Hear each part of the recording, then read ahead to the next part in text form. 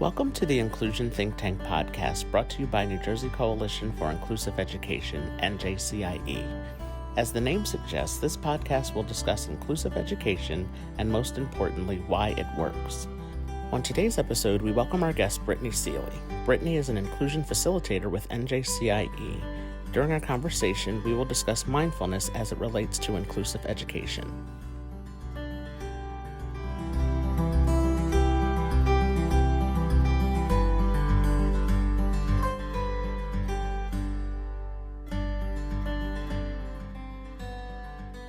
I would like to welcome everyone back to another episode of the Inclusion Think Tank podcast presented by New Jersey Coalition for Inclusive Education. On today's episode, I welcome my guest, Brittany Seeley, who is an Inclusion Facilitator with NJCIE. So welcome to the podcast today, and I'm happy to have you, and I'm looking forward to our conversation. Brittany? Hi, Arthur. I am looking forward to it as well. Thanks for having me. Can you share with us what led you to become an inclusion facilitator with NJCIE? Sure. So again, my name's Brittany Seeley. I was hired to work on the grant side with technical assistance in the northern part of New Jersey. So prior to that, I was a special education teacher. I taught with emotional, behavioral students with significant mental health needs over in Pennsylvania. So I live in New Jersey, so I was looking for something that is a little closer to home, and this really aligned with my values and morals, with including all students to New Jersey school districts. I'm really excited to have these conversations and myself learn a lot more about inclusive education, as I was born with a disability. So being included in classrooms was something that I was always a part of. So I'm glad to be a part of NJCIE and the work that they're doing to make education better for all students, for sure. Excellent. Yes. So the first question I have for you is, can you tell us what does inclusive education mean to you, and how would you define inclusive education? So first and foremost, inclusion is a human right. It's a human right to be fully included in our society. And, when you look back at the history and the legislation with Americans with Disabilities Act or the Individuals with Disabilities Education Act, these are requiring schools and agencies to provide that equal educational opportunities for children with disabilities. So I guess for myself, inclusion means all students belonging, being a part of that mainstream, not feeling different or being excluded. If I could define inclusion, I would say all students that are accepted and a valued member of their schools. There being no labels, students having access to high quality education standards and expectations, and getting their needs met by all staff with the appropriate accommodations and modifications. So I often think to myself, with some of our secondary high school students that are ready to graduate and transition into the community, there are no separate grocery stores or malls or restaurants just for adults with disabilities. That's not the world we live in. So schools should be no different.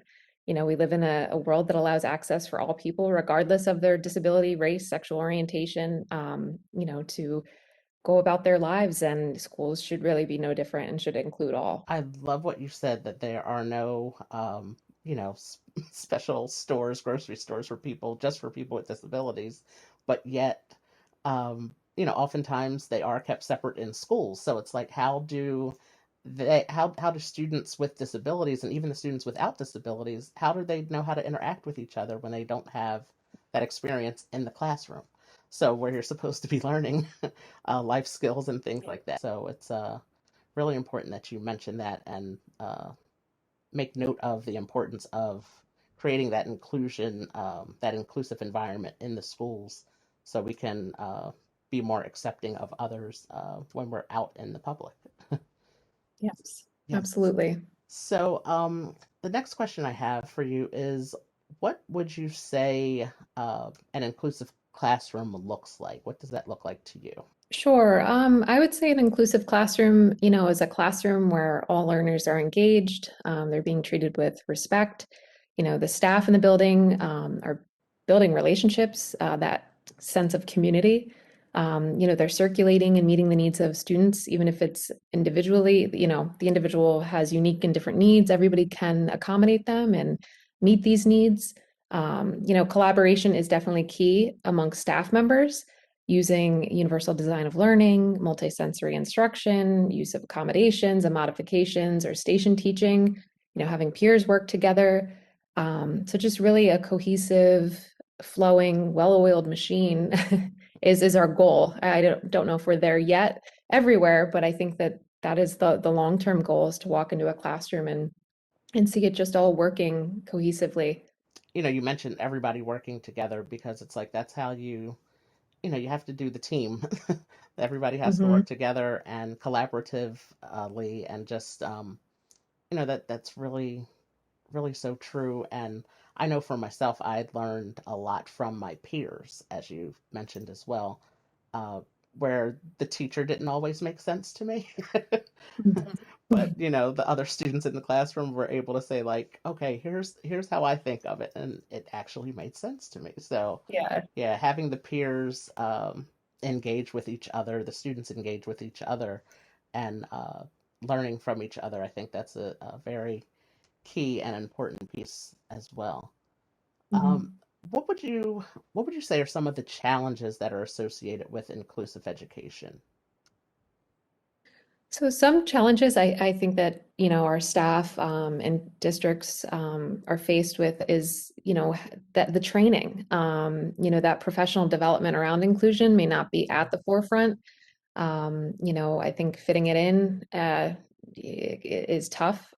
This can be creative divide, I think, amongst educators and not create for that cohesive, inclusive classroom. So collaboration and time for collaboration is another thing. Just having that time to meet with regular ed, special areas teachers. If this is not had and communication is not open, I don't think that we will see a successful outcome. Another challenge could be the lack of resources to meet each unique learner's needs. Some schools may not have access to that. So I definitely say, first and foremost, the training and professional development around what inclusive is, what it should look like, that collaboration and time for collaboration, and then just the lack of resources.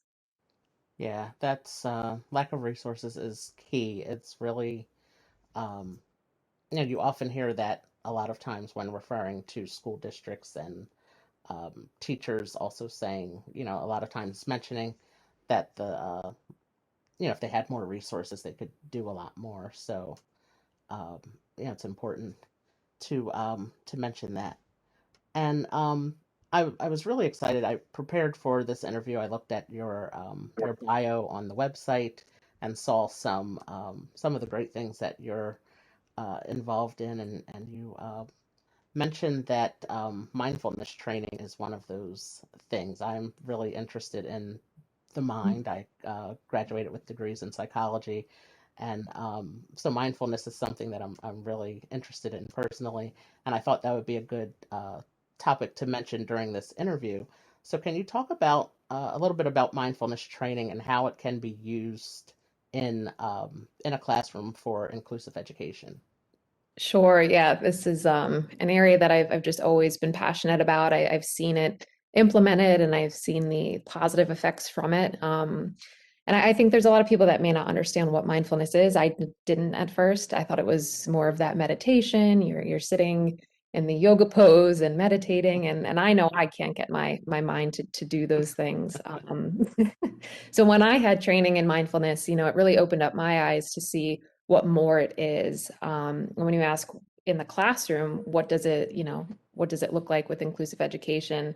The use of mindful practices can reduce anxiety, it can reduce stress, which can be interfering with the student's ability to achieve success. So you're really helping to train the student's attention to the moment and not the past or the future. And this can provide multiple benefits for all of our students. I think practicing this together can build community, relationships with other peers, and just being aware of one's thoughts and feelings. Mindfulness can build emotional, social intelligence. It helps with that focus and attention and can improve our memory.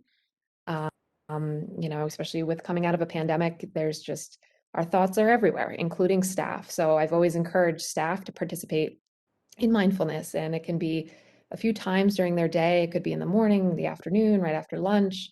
But it is effective. I think it regroups everybody, gets everybody back on task and focused and ready to learn.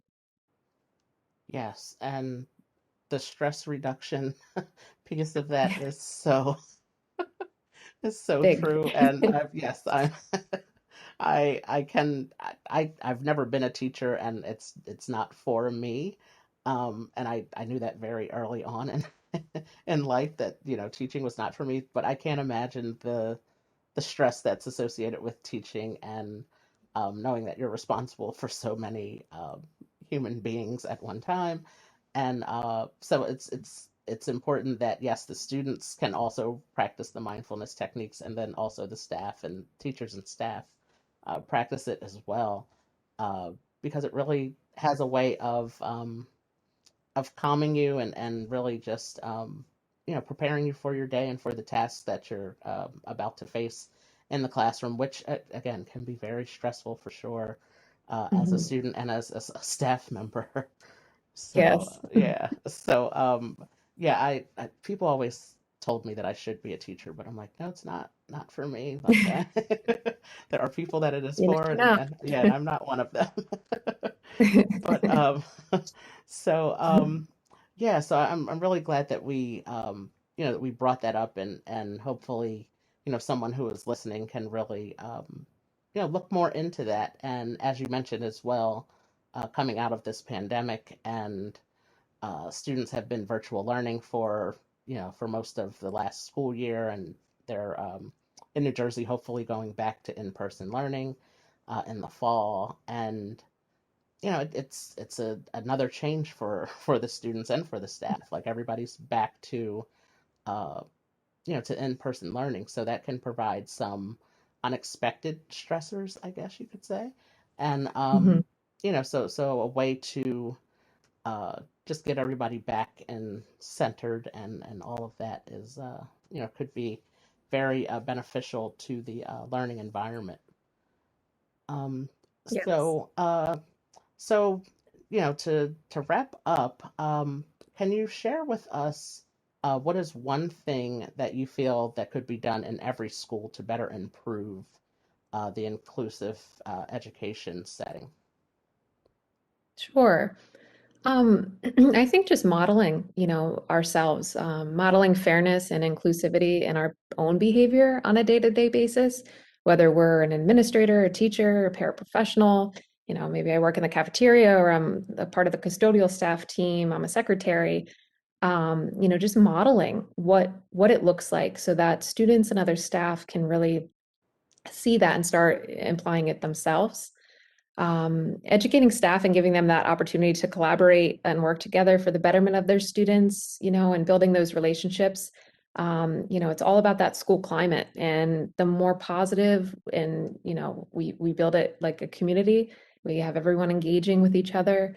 The better I think we will all be. We're all together on this. Yes, we are. We are all together in this. That is such a great way to wrap up this conversation. And I really am excited that you have joined me today and have shared your knowledge in this area of inclusive education, and how mindfulness can be beneficial in the classroom, and just offering your piece of information about how we all can be more inclusive in the classroom, and not just in the classroom, beyond the classroom, outside of the classroom, in the community. And it all does connect together in some kind of way. So so I really appreciate you taking the time to join me today, and thank you again. Thank you, Arthur. Thanks for having me. This was Yeah. great. Yeah.